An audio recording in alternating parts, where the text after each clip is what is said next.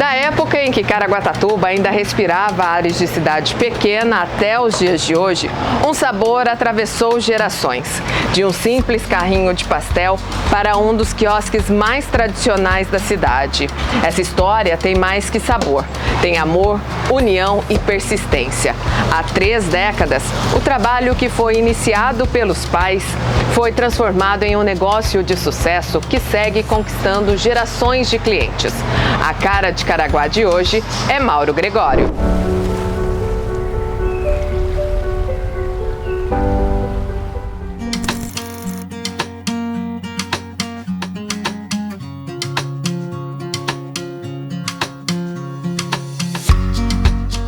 Meu nome é Mauro Tadeu Gregório.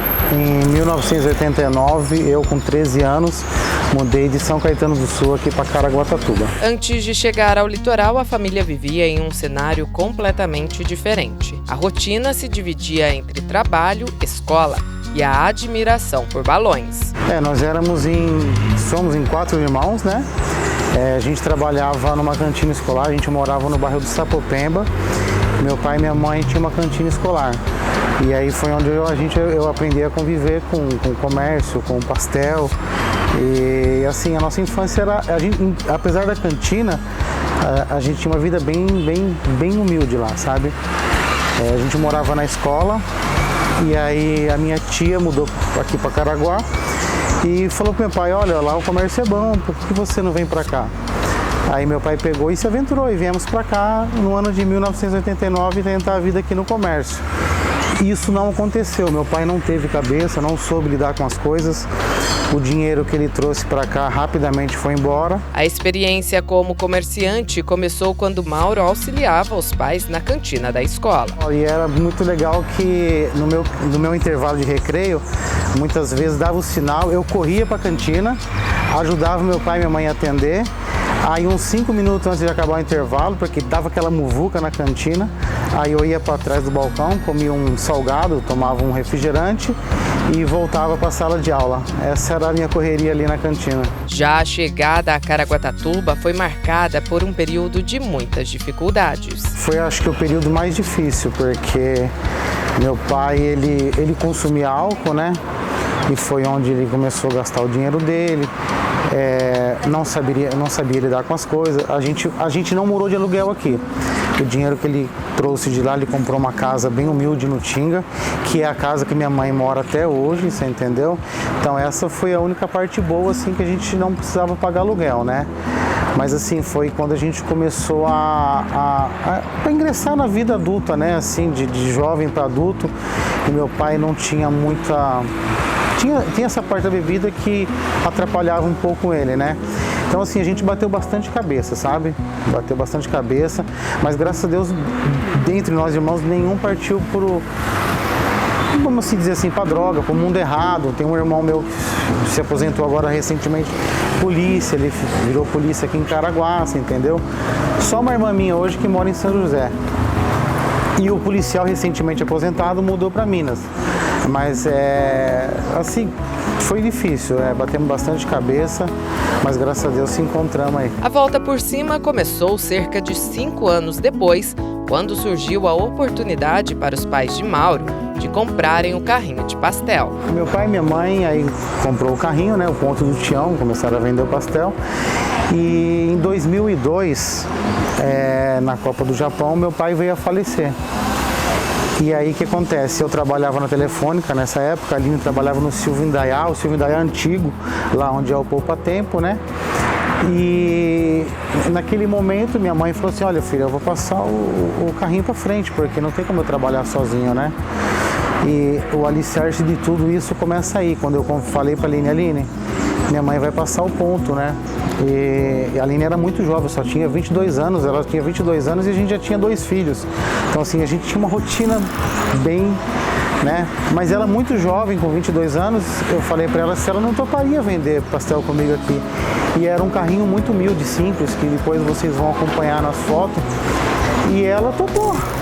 Assim, foi a palavra dela que tudo aconteceu, porque se ela falasse ali para mim assim, não, eu não tenho condições, eu não consigo, eu sou jovem ou coisa e tal, tenho vergonha, Mas não, ela prontamente topou. O amor que fortalece, tudo suporta e transformou as dificuldades em impulsionamento para os desafios em um novo começo. Então passou-se o restante de 2002. Em janeiro a gente começou a trabalhar junto aqui, eu e ela. Era um carrinho velho da minha mãe. Aí eu saí da empresa que eu trabalhava, peguei o dinheiro, comprei um carrinho novo, mais bem aparentado e começamos a tocar a vida aqui no carrinho de pastel. E foi muito difícil, porque ela tinha um emprego e eu também tinha um emprego. Quando a gente veio vender pastel, na época tinha a Leslie, que até hoje tem ela no Estrela d'Alva. Mas na época a Leslie bombou aqui. Todo mundo ia comer salgado na Leslie, na época 50 centavos. E para ajudar, essa Leslie abriu uma filial nessa esquina aqui, onde é o Ninos, vendendo salgado a 50 centavos. E eu com ela vendendo pastel a 80 centavos. Então a gente vendia o almoço para comprar janta. Tinha mês que cortava a luz, tinha mês que cortava a água. Era assim um caos. A gente, naquele momento de transição, a gente morava de aluguel. E assim, vinha um concorrente muito forte, então eu olhava no caixa assim da gaveta do carrinho e falava, meu Deus, isso aqui vai dar... será que vai dar para comprar uma mercadoria para repor? Então assim, esse começo foi muito difícil mesmo. Eu acho que a gente trabalhou no carrinho 1 ano e 10 meses mais ou menos, quase perto de 2 anos, mas não chegou a ser 2 anos. Aí na época o prefeito Antônio Carlos, junto com o Aguilar, eles eram prefeito e vice-prefeito. Ele veio aqui um certo dia e falou assim, olha, eu vou mandar cobrir essa valeta aqui e vocês vão poder construir o quiosquinho de vocês. Com a mudança de vida de empregados para comerciantes, organizar as finanças foi um problema durante a transição. Ficou muito difícil porque a gente tinha um salário que a gente conseguia fazer as contas, pagava aluguel, comia e até conseguia comer um lanche de vez em quando, né? E no carrinho foi complicado, porque a gente não tinha mais salário e o que entrava não sustentava, a concorrência era forte, né?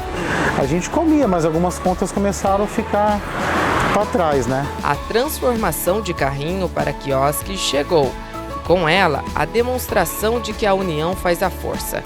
Com prazo estipulado para a realização das obras, Mauro precisou contar com uma rede de apoio para que o sonho se tornasse realidade. E quando o Antônio Carlos, junto com o Aguilar, cobriu aqui e liberou que a gente fizesse esses quiosquinhos, eles deram um documento pra gente que a gente tinha 15 dias para começar e 90 dias para terminar. Detalhe, não tinha nome, não tinha dinheiro, você entendeu? E esse foi assim o grande perrengue. Graças a Deus a gente teve família, teve colega, teve amigo, né, na verdade, teve parente que peguei o nome de um, peguei o nome de outro. E a mão de obra foi muito legal, porque eu não tinha o dinheiro da mão de obra. Eu usar o nome das pessoas e comprar as coisas parceladas, isso deu tudo certo, consegui depois pagar, graças a Deus, mas a mão de obra não tinha. E esse carrinho novo que eu comecei, eu coloquei uma placa de vendas. Eu falei, eu vou tirar a mão de obra na fé mesmo, assim, eu vou tirar a mão de obra da venda desse carrinho. E eu consegui, antes de terminar a construção do quiosquinho, eu consegui vender o carrinho para uma pessoa que levou para o bairro. Foi o dinheiro praticamente exato da mão de obra do pedreiro e carpinteiro que fez o quiosquinho na época. Aí aquele volume de conta, só que assim, na época a praça ficou muito bonita, os quiosquinhos tudo muito novo. Chegou muita gente para comer pastel, muita gente. Mudou assim da água pro vinho, você entendeu? Graças a Deus assim a gente conseguiu suprir tudo. Eu vinha trabalhar com uma bicicleta cargueiro, trazia uma caixa e a Aline vinha com uma cicizinha. Em cada passo, o suporte da esposa foi essencial para o crescimento e fortalecimento do negócio. Então, a gente é um casal que a gente nunca viveu meu e seu, sabe? A gente, mesmo quando ela trabalhava, o interessante pra gente era pagar as contas, entendeu? Se ela precisava de uma roupa, ela comprava, se eu precisava de uma roupa, eu comprava. Não tinha essa individualidade do dinheiro.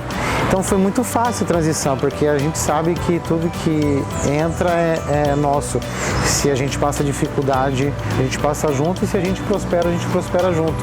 Então foi o que deu muito certo nessa parte, né?